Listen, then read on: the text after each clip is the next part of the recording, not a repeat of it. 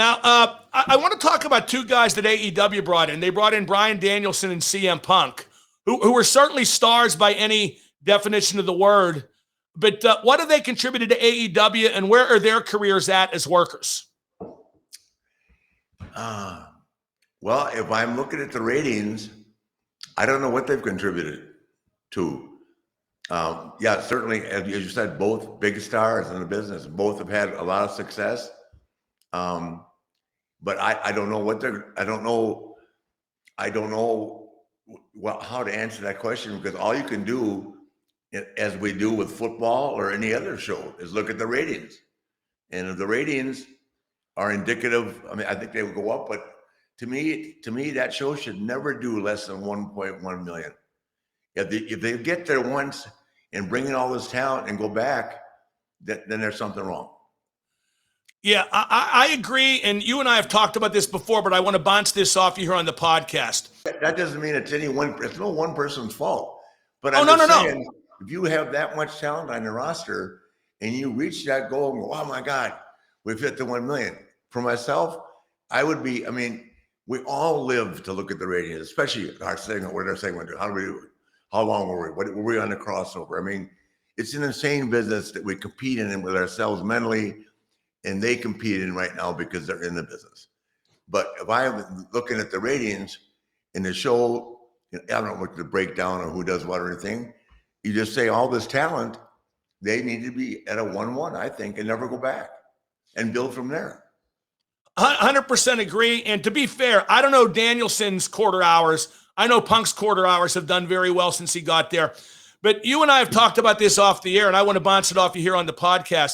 I really like AEW. It's the only wrestling program I watch from beginning to end every week, the Wednesday night show.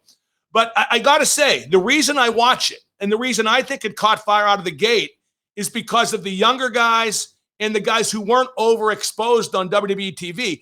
I watch AEW to see MJF, Jungle Boy, Sammy Guevara, Adam Page, Darby Allin, and and guys like FTR that didn't get their due in WWE, the Young Bucks who never worked WWE.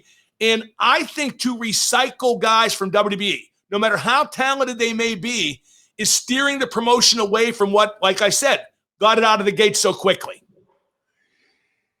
Yeah, Mark, I don't know the answer. I watch, as you know, because I have a daughter in the business, I watch not only to watch the product, but I watch to see, what she's competing with, or what our company, the WWF or WWE rather, or AEW. I like to watch and see, because it is competition. Like, I was switched back and forth yesterday between Seattle and Green Bay, and then whatever other good game was on. You know what I mean?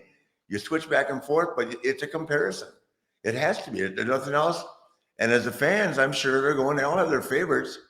I feel like social media, which is something we never had, that was so demanding and so relevant to what these kids and how they think, how they perform and how they feel about themselves as individuals. It's overwhelming sometimes. You can't make everybody happy. And if there's one negative comment or one negative opinion, it's just somebody trying to get attention. You know what I mean? And they come at you under not even a real name. Give me your name. Who's they? You have an argument with your wife, right? They said this about you. I said, who's they? They said it. Who's they? Just tell me who they is. Yeah, hello, they. Hello, they. Well, you were doing this. How do you know that? They told me. Well, really? Okay. Well, I've had 4 wives that all said, you were doing this. I've never admitted anything. And I go, they. Who are they? I'd like to get you and all your wives. No comment from you. I'd like to get you and all your wives on Twitter together. How would that be? Yeah, I love that. Woo, and I can tell you this, and then I'm going to remarry. There's only one Jim Dandy out there, brother. Now, you mentioned the Young Bucks before, and one thing I want to say about AEW is I think they've revived tag team wrestling to a degree. You got FTR, you got the Lucha Brothers, you got the Young Bucks, you got Santana and Ortiz, and it reminds me of like the 80s in the NWA when you had tag teams that got together, stayed together, wrestled like tag teams as opposed to just four guys in the ring wrestling, and really became identified together. And I think that's a good thing. I think every promotion needs different stuff. And it's hard to say, it's hard to believe, but tag team wrestling is now different stuff. It's off the main road. Yeah, well, but it's still it's exciting. For me, and this is just my opinion, I like it when they keep it down to 6 people. When you get 8 people, I mean, nobody. I'll make a statement that I said the other day publicly. So if you look at all the guys that have come in, if you take Bryan, if you take CM Punk, whoever else come in, I guess, and Adam Cole. The one that's gotten over the best is Adam Cole. If I'm watching the show, because he's had marquee matches, he's been in the right spot, and he's not put in a situation where there's 35 guys in the ring, because nobody can get over. Does that make sense? Absolutely. The ring is so full of talent that you're going like this, and if I don't know who they are, the audience doesn't know who they are. It's impossible for a person to become a star in a scenario like that. Well, yeah, I'm in total agreement. In fact, I'll go one step further. I don't even like 6-man tags, Nate. I think a regular tag match, with rare exceptions, unless you're going to settle a feud like in War Games or AEW Stadium Stampede, I think to go past 4 guys in the ring, like you said, the guys become unidentifiable. And if you have 30 minutes, we did 6-mans forever in the 80s, and even 5-man, but you can't. You have to have 30 minutes, not 10, because nobody gets over. Does that make sense? No. Before it was Nick Bockwinkel and Ray Stevens, and then it was Tully and Arn. And I didn't see anybody. And I've seen a lot of really good teams. Oh, I take that back. I thought when James Storm and Bobby Roode were together at TNA, they were one of the best teams I'd seen. And they split, I can't remember why.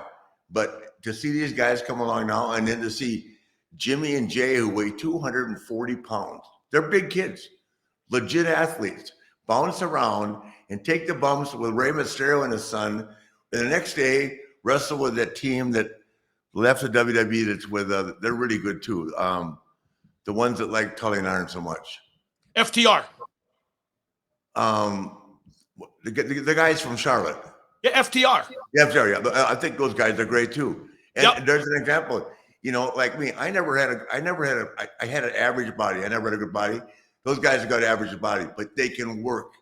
So if you want work and skill and talent, boom. There's a lot of guys that might look better, just like there are a lot of guys that look a lot better than me. Oh my God, I'm wrestling Kerry Von Erich. I'm wrestling Luger. I'll give you an example. List Hogan, all these guys with better bodies, but I knew who I was then.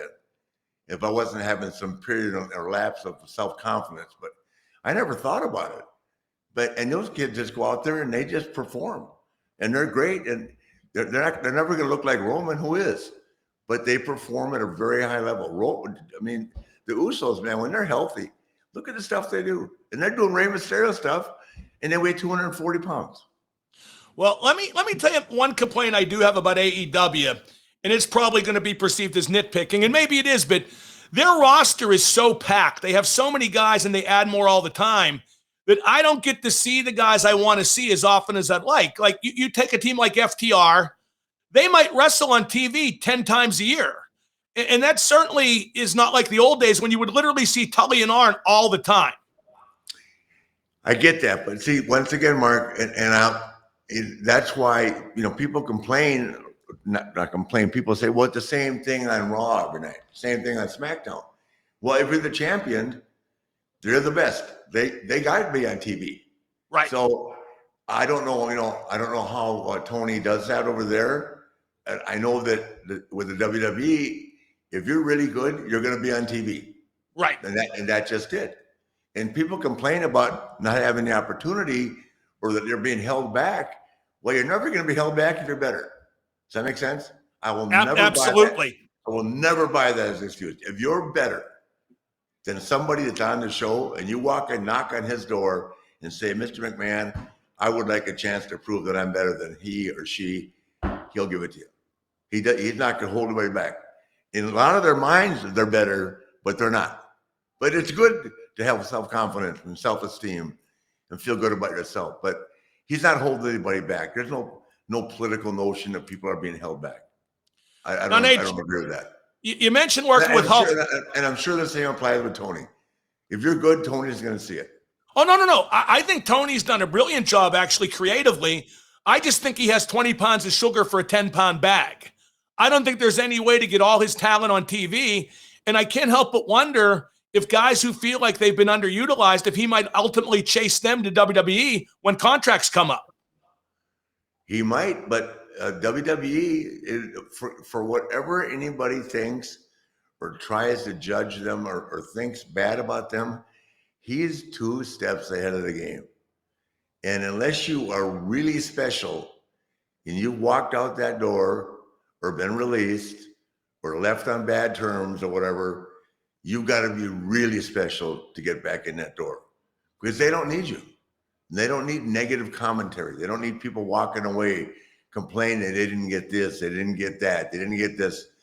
If they were good enough, they would have gotten it.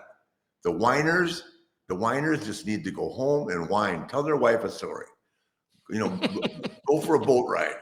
Tell yourself, ride down the road with somebody like we used to do in the old days and knock everybody in the goddamn show. But don't do it online, okay? Yeah, we did do that, didn't we? Yeah. Are you kidding me? We rode down the road. I knocked everybody I worked with. Are you kidding me?